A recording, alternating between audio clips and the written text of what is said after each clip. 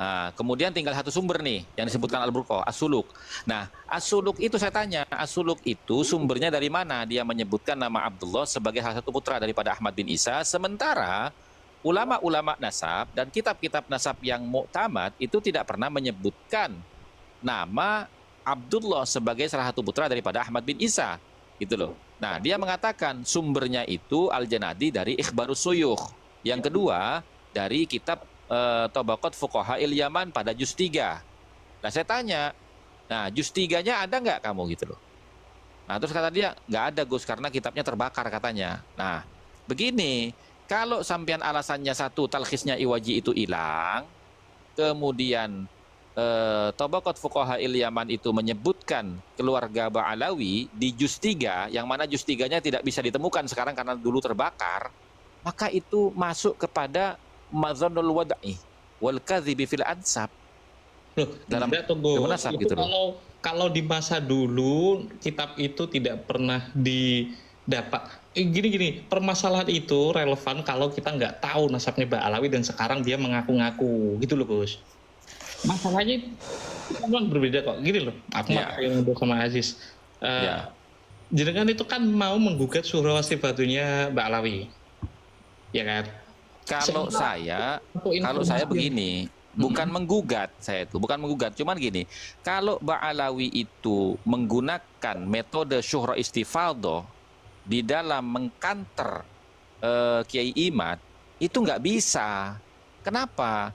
Karena dari sejarahnya Ba'alawi sendiri itu banyak polemik di dalamnya. Di antaranya, tadi yang saya ceritakan, di zamannya Ahmad bin Isa, terus di zamannya Ubaidillah, terus di abad ke-12 Hijriah, Syarif Aun Ar-Rafiq gitu loh.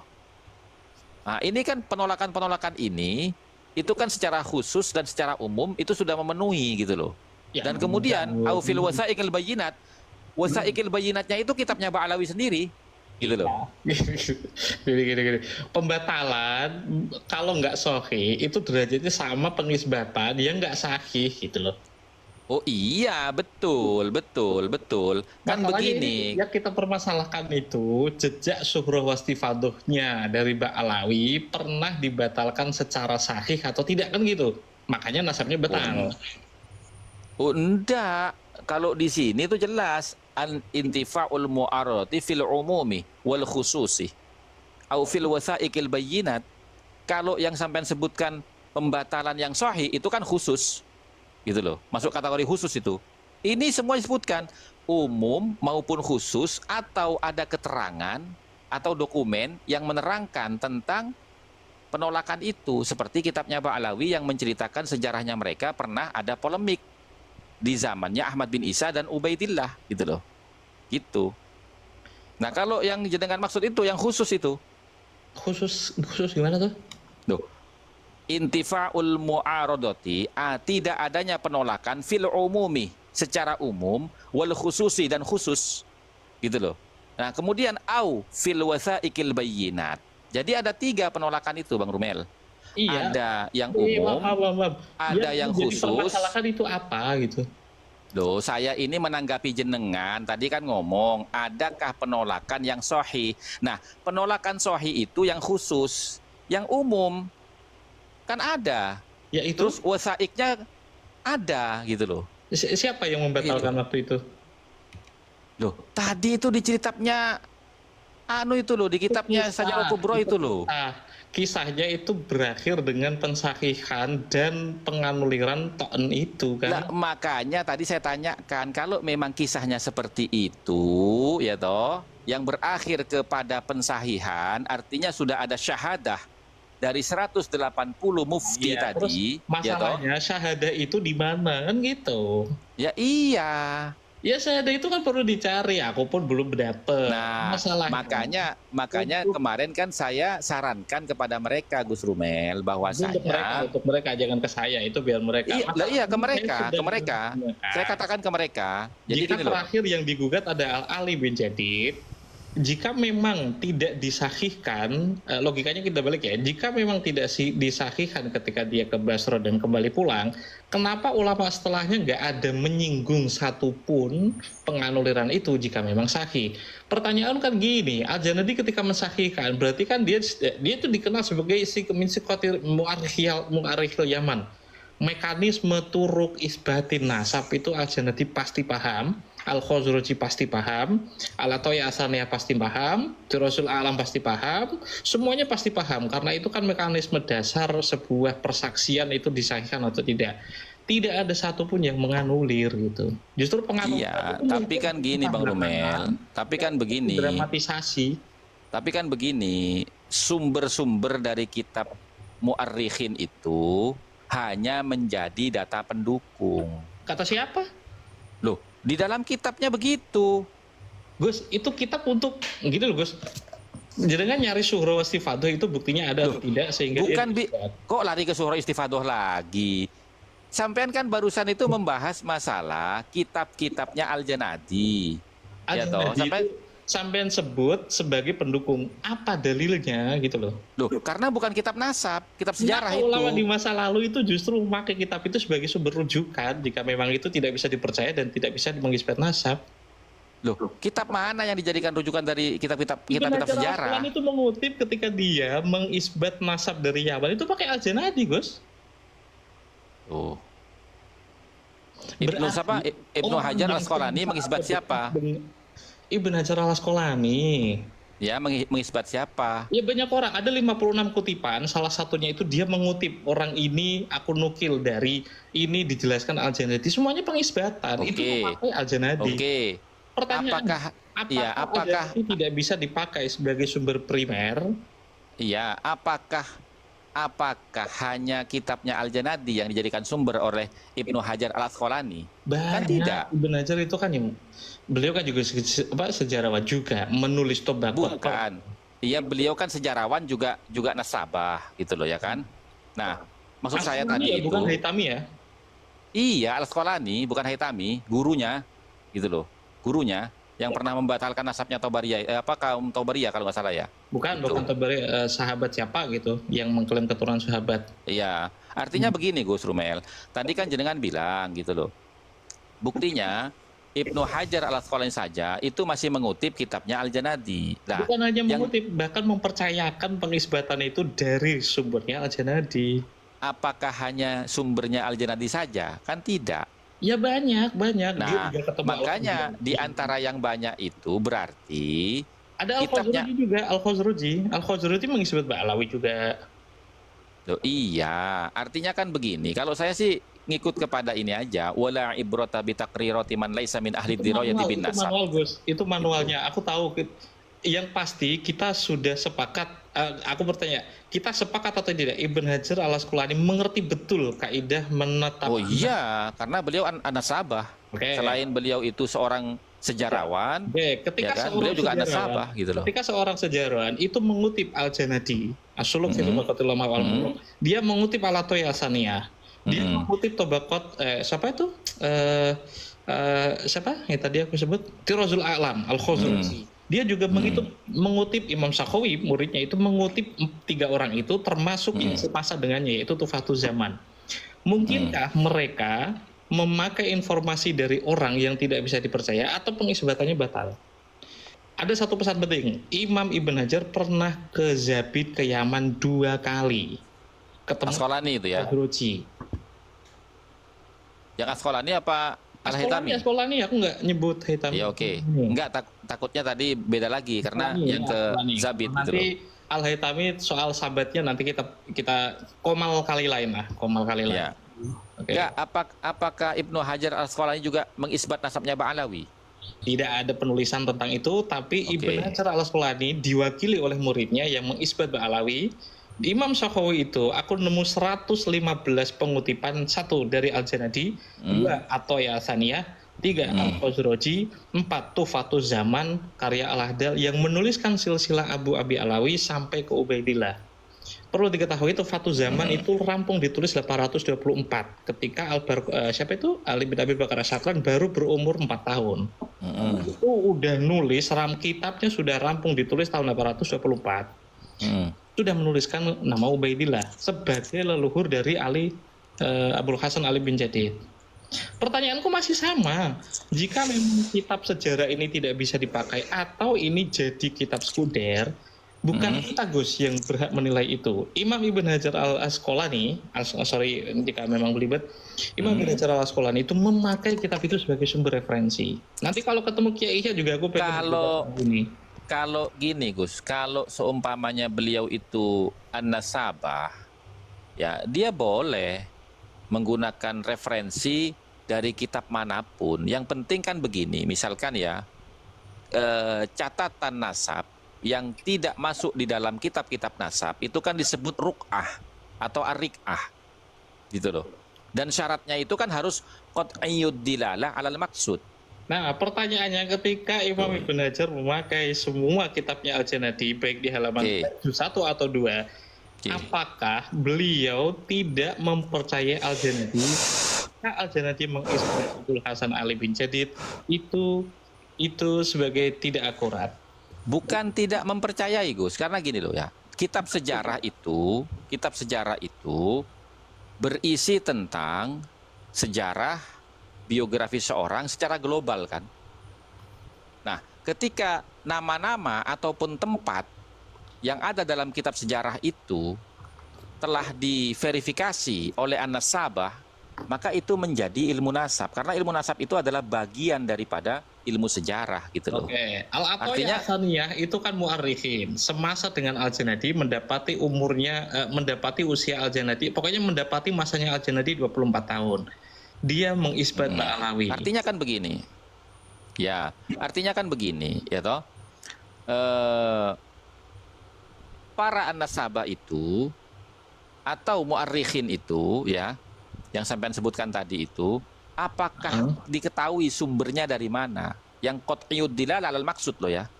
Qat'iyyud dilalah 'alal maksud. Saya rasa semuanya itu dhanniyud dilalah 'alal maksud gitu loh.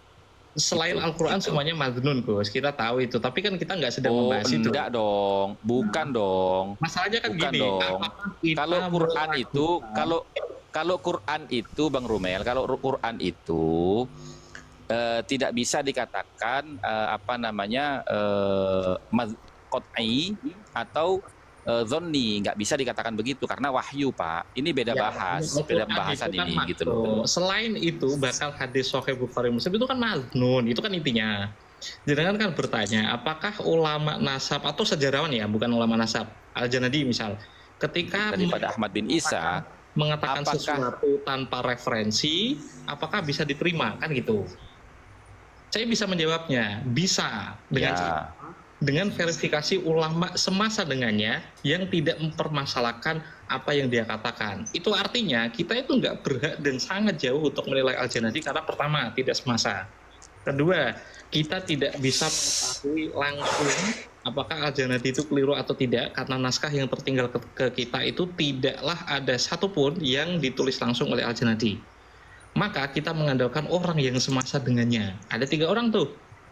Cuma satu zaman sama siapa itu Al-Jurus Syafaf itu yang nggak mendapati. Al-Janadi wafat sekitar 50-60 tahun kemudian mereka hidup. Ini kan dekat dan tidak ada yang mempermasalahkan. Pertanyaan yang pertama memang aku nggak bisa jawab. Tapi apakah Al-Janadi memakai referensi untuk menulis semua kitab di 2 juz itu? Di Muqaddimah dia menjelaskan 3 referensinya.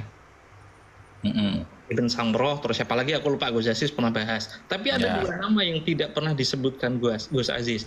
Jadi ada 2 orang, aku pernah bikin konten tentang itu. 2 orang itu orang yang semasa dengan Ibn Samurah, muridnya Ibn Samurah, dan menulis taklik dari kitabnya Ibn Samurah. Kitab itu, menurut pengakuan akhadtu minta alikihi, pokoknya aku mengambil dari taklikannya orang ini, Al-Hamdani sama Al-Himyari, 2 orang itu nama-namanya aku lupa. Aku mengambil nama-nama dan nama-nama orang di dalam kitabku dari kitab taklikan itu. Itu kan murid langsung dari Ibn Samurah. Kalau memang nyari apakah memiliki apa ya? Memiliki sanad atau informasi sumbernya? Ulama nasab nggak ada yang memakai sumber kecuali beberapa hal. Seperti ada gugatan orang ini faroddahu syaraf. Ini diisbat bapakku Abdul Ghanaim tapi yang lain tidak. Selain itu kan nggak pernah menyebutkan referensi. Sekadar contoh ya, aku di Robito kemarin menyebut satu orang yang menurut orang yang semasa dengannya, sama-sama di Basroh, itu diisbat seorang ahli hadis, tetangganya malah. Tapi di Al-Ubaidi itu nggak ditulis, Al-Majdi nggak ditulis. Padahal mereka sezaman. Bahkan mbahnya orang ini itu tidak ditulis, yang namanya Abdullah atau Muhammad itu nggak ditulis oleh Al-Ubaidili dan juga siapa itu Al-Majdi. Ibn Tubatwa juga nggak nulis. Bahkan Asy'ariyah Al-Barokah nyebut mbahnya itu cuma punya anak satu. Padahal orang ini sesama, dan kitab itu mausuk. Kitabnya apa ya kemarin ya? Aku lupa lah. Itu di Robito Alawiyah. Itu jadi bukti kalau kitab nasab itu nggak ihatoh. Beberapa hal yang baru sampai kepada kita. Tahdhibul Ansab itu baru ditulis, salinannya itu 890-an. Yang kita dapatkan itu bukan salinan langsung, bukan sumber primer dari Al-Ubaidili kan? Iya, tapi kan begini, Gus Rumel. Walaupun ulama-ulama nasab itu ketika menulis kitab-kitab nasab itu tidak menyebutkan sumber referensi dari nama-nama yang dia cantumkan, ya toh. Tapi kalau isinya itu tidak ada perbedaan, tidak ikhtilaf dengan kitab-kitab sebelumnya atau setelahnya atau yang beredar di zamannya, maka itu sudah cukup gitu loh. Sebagai sumber referensi gitu loh. Karena apa? Karena kan begini, seperti misalkan, nah ini permasalahannya begini Ruben ya. Dari kitab-kitab nasab yang ada, yang muktamad nih ya, yang dipakai oleh para ulama an-nasabah itu kan semuanya berkesinambungan. Kalaupun ada perbedaan penyebutan jumlah anak, ya toh, nah, seperti misalkan di Syajarah Mubarakah dengan Al-Majdi.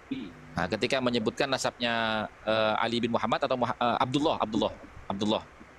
Nah, itu kan berbeda jumlahnya tuh. Ya kan? Jumlahnya lebih banyak yang ada di Al-Majdi dibandingkan yang ada di Syajarah Mubarakah. Maka bagaimana memutuskan itu? Ya kita menggunakan kaidah idza ikhtalafa nasabani bil wasaid ukhidha bil aqdami sahih. Kalau ada dua catatan nasab yang berbeda, maka kita ambil yang lebih tua, yang lebih benar gitu. Ya, nah, makanya dalam hal ini itu manualnya. Maksudnya Ibn Hajar al-Haythami, apa yang dipikirkan Ibn Hajar al-Asqalani ketika melihat ulama nasab 3 di Yaman yang mengisbat Ba'alawi tapi kok diem? Bahkan 3 ulama nasab itu Al-Khazraji Mu'arrikh juga nasabah toh, tapi tidak menganut, justru mengisbat. Pertanyaanku, apa yang terjadi di kepala mereka ketika mengisbat Ba'alawi, sementara aku yakin dia itu lebih paham tentang kaidah nasab daripada kita. Sebentar Gus. Iya. Sebentar Gus, potong ya. Betul. Nah, ini buat 475 orang memandang. Ini bukan perdebatan ya. Ini bukan perdebatan. Tapi ini diskusi menyamakan pemahaman tentang metode nasab. Betul kan Gus? Metode nasab. Jadi bukan untuk kalah dan menang ya. Aku izin 5 menit lagi ya, tak beli rokok dulu ya. Oke, silakan.